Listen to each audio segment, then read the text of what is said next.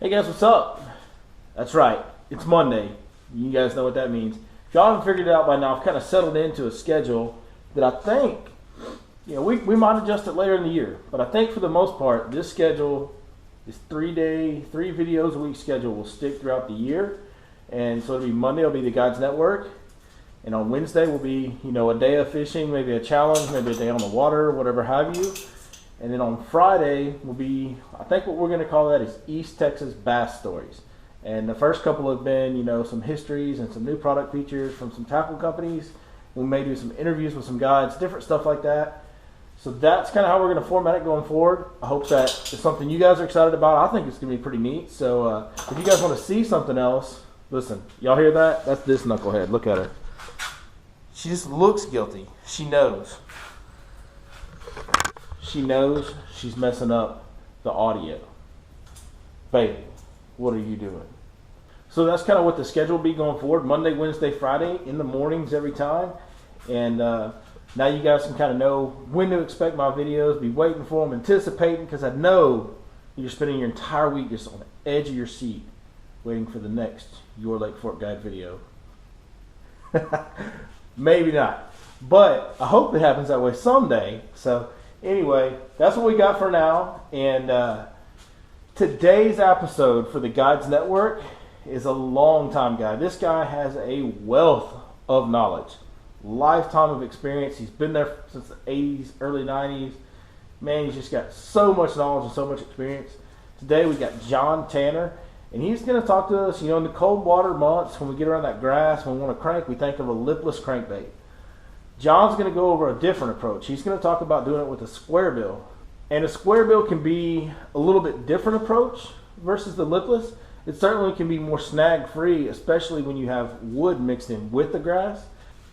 So kick back, turn the volume up, and make sure that you listen to Mr. John Tanner, longtime Lake Fork legend, giving you the truth on how to go about catching big fish on a square bill.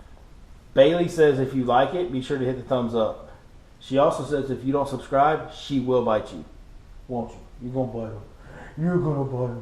She's really vicious. If you can't tell, she's just an incredibly intense, aggressive dog. No, she's not. She even says no. Appreciate you guys watching.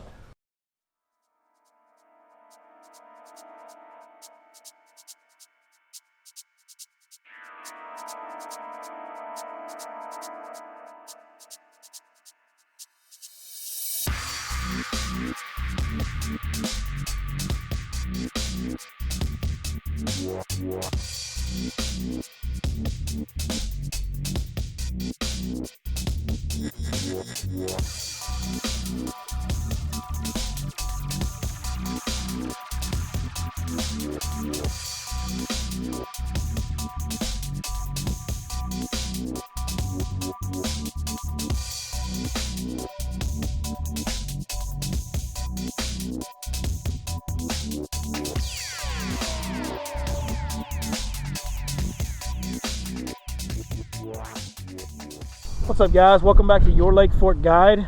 Back here on Lake Fork today, and it's another Guide Network episode. And today we got one of the most experienced guides on Lake Fork, and he's going to talk to you today a little bit about how to fish a square bill crankbait. And here he is, right here, Mr. John Tanner. Square bill, how's it going, guys? How you doing, sir? All right, man. Hey, square bill crankbait, I love them. You like to fishing a lot too, don't you? Oh, absolutely, absolutely. John, when did you start guiding on Lake Fork? Well, I started fishing here back in '83, but I didn't start really guiding full time until about '96. And I guided part time, starting in the mid '80s until about '96, and then went full time in '96. So yeah, it's been a while. Been here a long Telling time. My age now, huh, bro? Yeah, it's kind of giving it away. It's been good though. It's been real good. Yeah, I bet it's been a fun ride to be involved with this lake through all the highs and lows and in-betweens. And absolutely. She ain't what she was, but she's still pretty good. She's still pretty good, brother. That's right. Well, man, I'll tell you what, let's sit down so you can explain some equipment to them, and let's knock this thing out. All right. Sounds great. Teach them how to fish a square bill crankbait. Awesome. First of all, a lot of companies make different crankbait rods and different lengths and actions, but just a basic good crankbait rod for me is like a 7-foot length. That'll handle about any crankbait situation. Now, I like a heavy, medium heavy. Some guys like to use a rod that's really limber, so what they're thinking is, like, if the fish comes up and jumps, that it'll give more give to the fish, so maybe they won't lose the fish. But I like a kind of a heavier, medium heavy, so that way, like if you're make a long cast, and that way when you pull on that fish, you can get a better hook set on the fish. That your drag, you can kind of run your drag right to make up for the jumps and the hard pulls. So I lose more fish on too limber of a rod compared to a stiffer rod. So I like to use a little stiffer rod. I can make longer casts with it. I can make more precise casts with it. Like out deep, it doesn't matter really, as far as, how good a cast you made. Distance is everything. But up shallow, like this time of year, here it is January, we'll be leading into February. The pre-spawn period is getting ready to start cranking up. A lot of these fish are already pulling up. And so you're going to have to make some pretty good casts, around some cover. Here at Lake Fork, we got hydrilla beds and stumps, logs and stuff. So what these fish do, they like to get tied into this cover. And this square bill, I like it this time of year because it's designed with this square bill to bounce off the cover pretty good and deflect off of things. That's what triggers a bite. You see what's what I call a square bill right there. So, it comes through the grass pretty good and it bounces off trees pretty good. You're still going to get hung up, but that's just part of it. It's no big deal. Really, if you're fishing a square bill and you're not getting hung up every now and then, you're not fishing it right. That's what I'm trying to say. Everybody asks me, man, like, say if they book a trip and they've never really fished a square bill before or don't crankbait fish a whole lot, and I said, man, what kind of line should I put on my reels before I come? I said, well, really, to me, shallow cranking is not, some guys, well, monofilament or fluorocarbon or braid, so, I like fluorocarbon just for the fact that it's more sensitive and it stays down better, but really, a good monofilament is really all you need. This is just, regular old big game right here, and I do fine with it, 15 or 20 pound test. And I do like to keep two different weights of line on there. Some guys go down to 12 pound line, but that gets your bait down deeper. Of course, the heavier the line that you use, the more shallow the bait will run, and the lighter the line you use, the deeper the bait will go because there's less resistance on the line at a lighter weight line. So I don't use 12 a whole lot here because you got a lot of cover and there's some big fish in this lake, so I don't want to get my heart broken, and I don't want my clients to get their heart broken either. So 15 is a good weight, and probably 17 is a good one. I always have one with some 20, and the reason for that is, with that 20 pound line, say if you throw up in some shallow grass like we have over here, 20 pound line will not allow your lure to go as deep as the 15, and so that helps you a lot. You don't get hung up in the grass as much, and you make cleaner cleaner retrieves. So that's what you want to do, because every time you come with a big wad of grass on your bait, it's going to kill it. They're not going to bite it. So okay, now, and people ask what kind of knots. Now look at this knot right here. Some people use a double clinch knot or like a trilene knot. But that's just a regular old Palomar knot. It's quick to tie. It's really strong. And on the crankbait, it's not as high as impact on the hook set because you're not right on the fish and setting the hook real hard. So a Palomar knot works just fine. Even on pretty light line if you tie it right.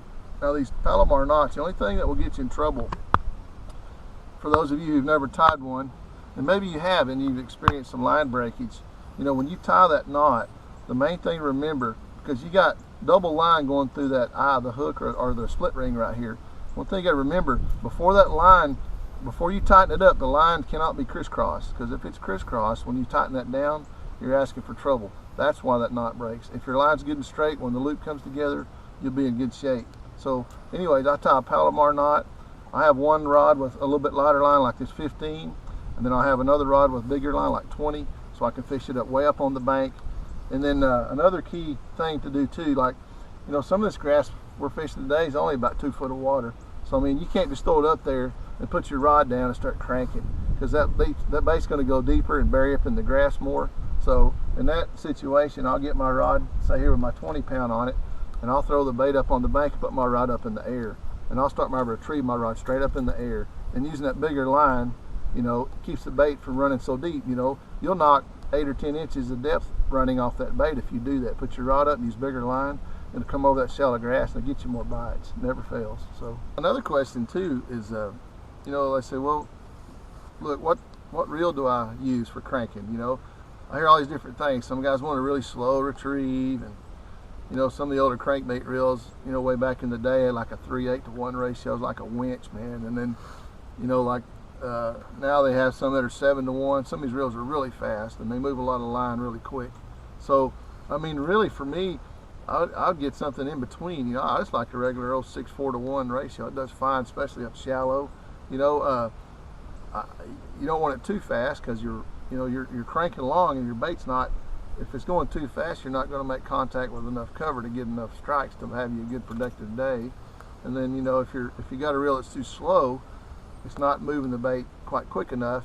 And you know, if you can't reel your bait quick enough, say, here's the big deal right here. If your bait gets snagged in the grass for just a second, you can't crank and snap the rod, which we'll talk about that here in a minute. When that bait deflects out of that grass, you know, if your reel's too slow, you can't really burn it and snap it real quick to get that bait to jump out of the grass to generate that reaction bite that you're looking for. So something in the middle, 6/4 to 1 is perfect for me. You know, that's really all I ever fish a crankbait with anymore.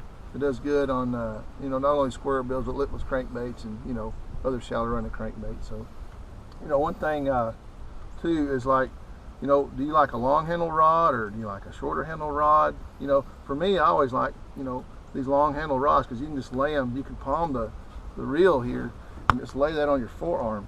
And you know, when you're really kind of tuck this in, you know, at the end of the day at cranking, your shoulders can get really tired and your wrist too. So you kind of use this, line this up with your forearm and palm the reel and kind of put it in here, and that puts all the pressure down here on the handle of the rod, and it takes the pressure off your wrist. And that'll mean a lot after, like, say if you go somewhere fishing 3 or 4 days and you're cranking for 3 or 4 days, that'll be a big deal right there. You'll take a lot less Advil at night, I promise you. So anyways, hooks, you know, everybody's, well, do I replace the hooks on my crankbaits? You know, some of these come with pretty good hooks. You know, they have different bends. You know, you have the triple grips, which I like. I use triple grips a lot more in the summertime or maybe early summer. But this time of year, the way the fish swat at the baits a lot because it's cooler water, I'll just use a regular round bend hook. Just a regular round bend hook. You know, you'll feel these fish sometimes when you're cranking through this shallow grass and around these stumps. You'll feel them nipping at the bait a little bit. You'll hit it a couple times, sometimes 3 or 4 times. Then they may grab it right at the boat, but they'll be barely hooked. You know, and with the triple grip style hook, you may miss a few or lose a few of them because they're not really inhaling the bait. So I do a little better with a round bend hook in this cooler water. Now I will change it, you know, as the year rolls along and get on a triple grip, you know, which is really a better hook, but I won't use until the water warms up. That'll help you get more fish in the boat, that's for sure. Colors, let's talk about colors a minute. This time of year, the water's usually a little dirty. So, I mean, if it's muddy, if the wind blowing on the bank, I like this chartreuse with a black back. That's a good color for that situation. And then, you know, red and orange is a big deal in the pre-spawn. It's January, February, and early March. A lot of people throw red and orange lipless crankbaits that look like a little crawfish pattern like this one. So here's a good one for a little square bill. And then here's a little sexy shad kind of similar to that. It's kind of a melon shad, they call it. But it's got a little yellow stripe on it. And then this one is a little bluegill brim kind of color, which is good in clear water, and it works pretty good. So I really key in on this bait later in the year when the bluegill start moving up as the water warms up in the spring. But you know, some people say, well, why fish a square bill, you know, instead of just a lipless all the time? Well, you know, they won't always hit that lipless. You know, it's plowing through there, and you can't really stop it.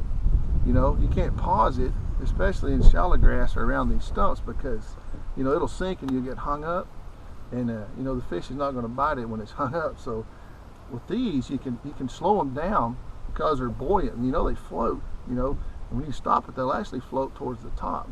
So sometimes when you bounce off a stump or a patch of grass, you know, you stop that bait and it kind of backs up and floats up. That's when they'll hit it. You know, a lipless crankbait, it just keeps going, and they're not always in the mood to run it down. You know, so it's really good to have something that'll float up. And you know, this too being buoyant, man, you can take that thing and just slow roll it along. You know, if the water gets really cold, like here lately we've had 2 big cold fronts. It was like 14 degrees the other morning. It was freezing.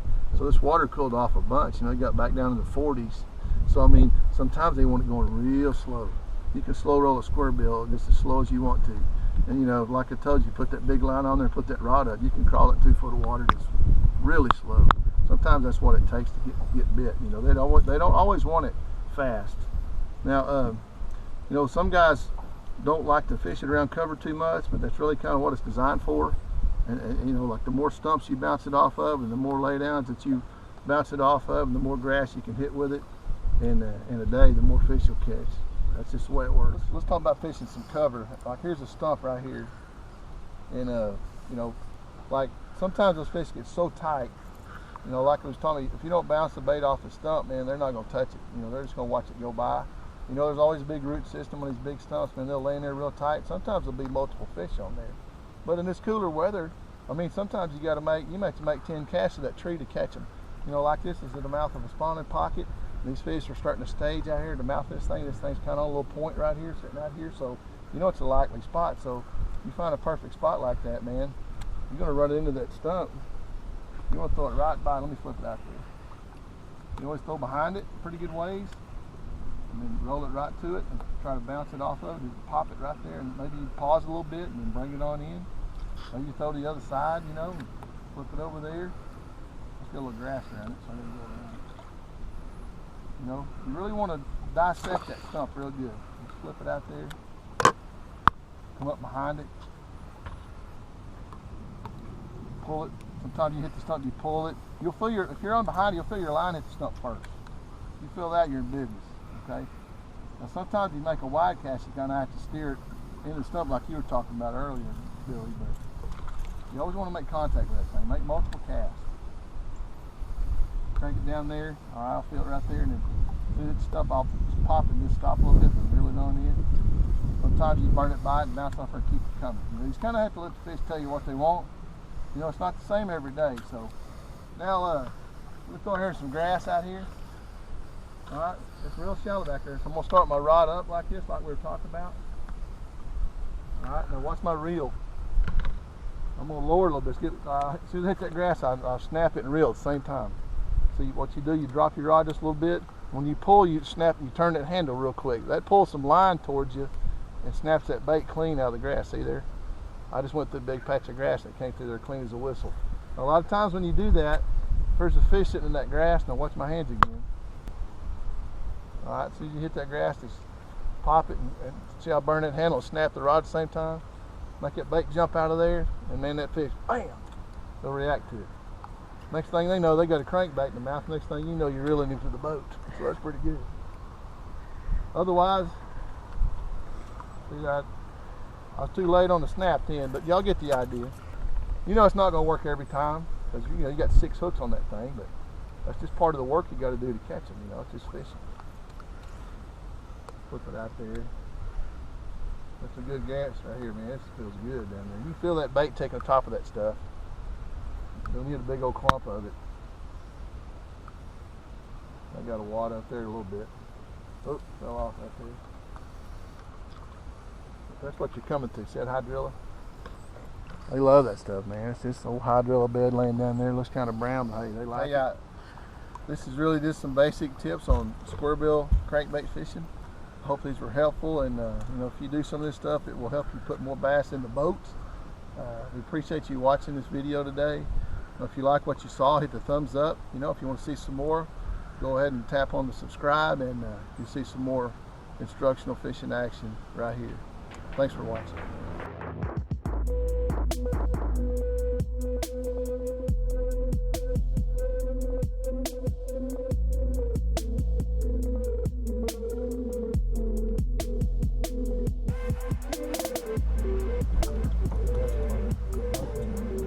Yeah.